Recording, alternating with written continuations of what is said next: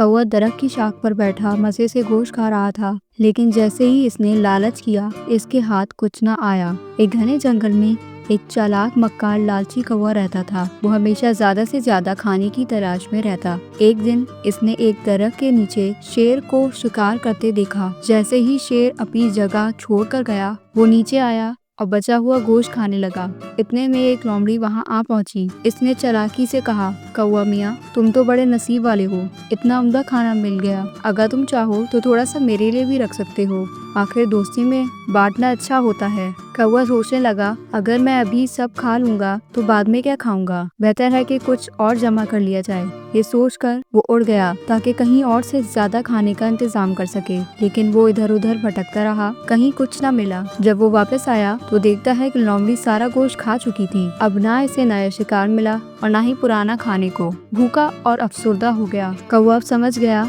कि ज्यादा की लालच में वो सब कुछ खो बैठा है। तो दोस्तों, इस कहानी से हम ये सबक ले सकते हैं कि लालच करने वाला हमेशा नुकसान उठाता है और कनात में ही असल बरकत है।